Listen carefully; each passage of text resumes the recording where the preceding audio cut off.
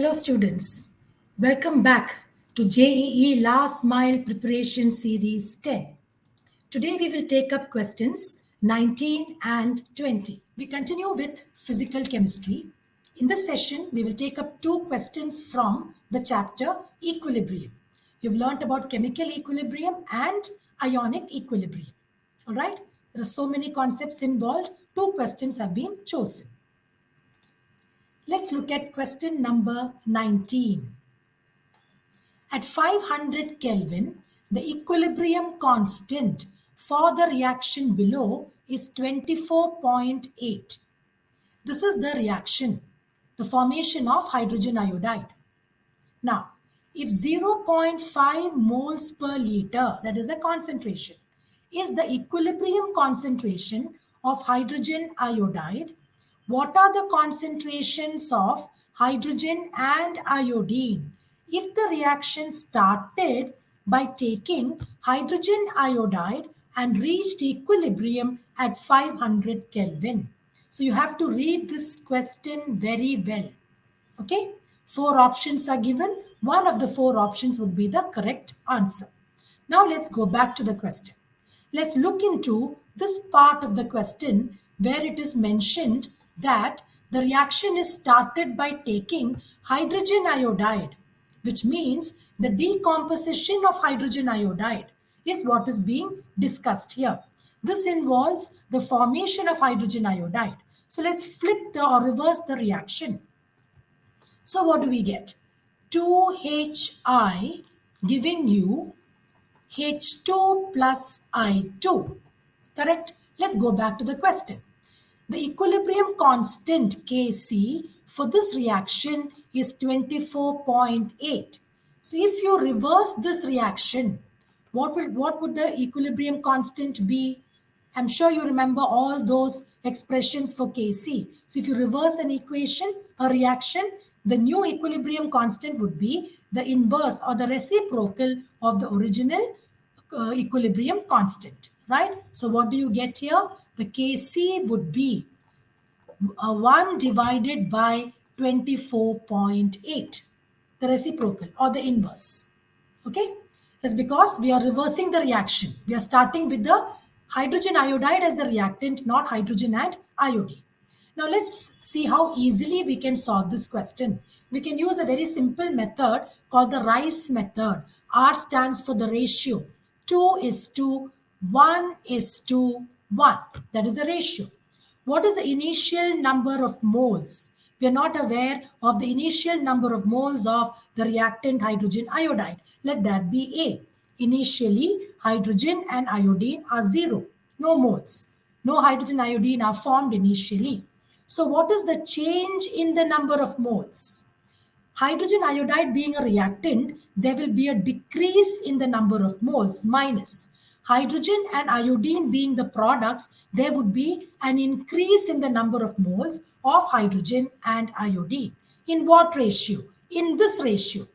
Okay, so minus 2x plus x and plus x. Okay, now you have been provided with the information that 0.5 moles per liter. So volume is 1 liter, right? And that is the equilibrium concentration. So the next one would be, let's first now write down the equilibrium concentration. So from here, this would be A minus 2x by 1, where the volume is 1 liter. This would be x by 1, x by 1 or x. This is A minus 2x, x and x. It is given in the question that the equilibrium concentration of hydrogen iodide.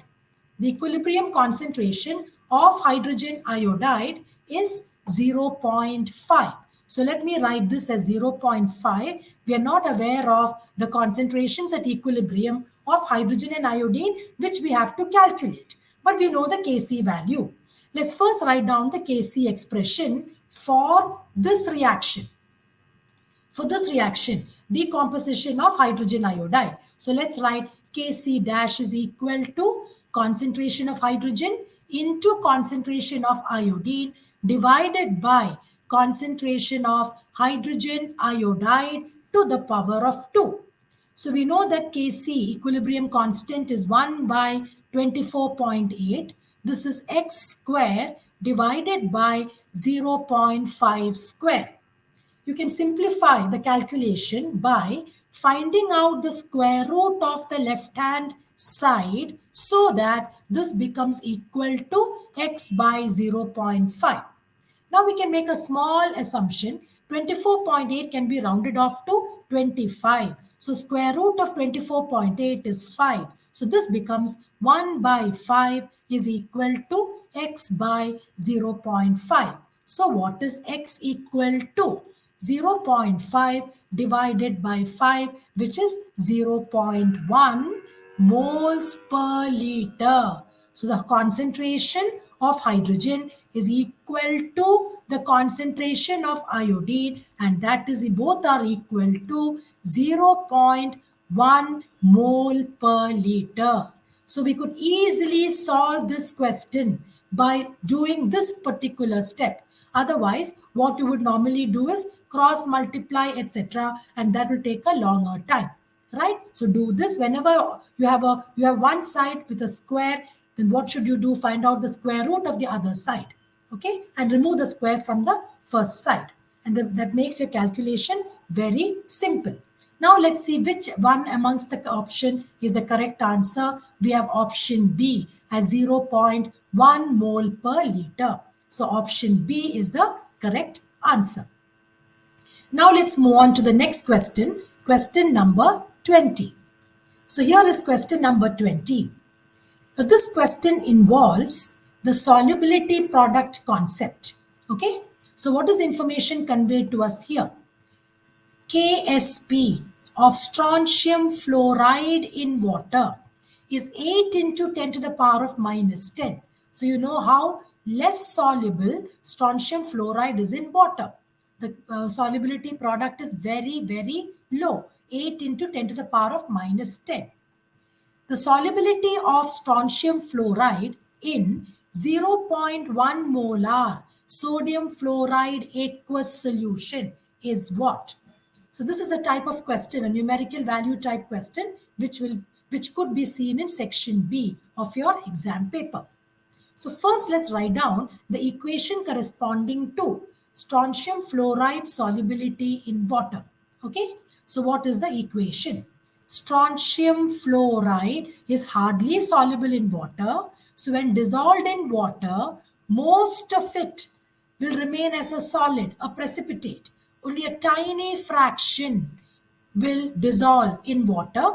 Whichever fraction, whatever small amount of strontium fluoride dissolves in water will exist as ions. So we write the ionic equation here, strontium ion plus, there are two fluoride ions. Okay.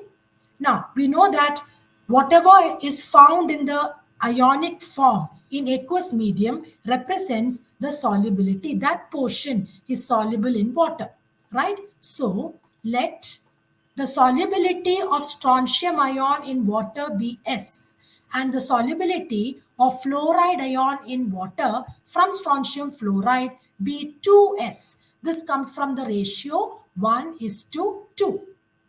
Okay, now let's move on to the other solution, sodium fluoride aqueous solution. We know that sodium fluoride is a strong electrolyte. It completely dissociates.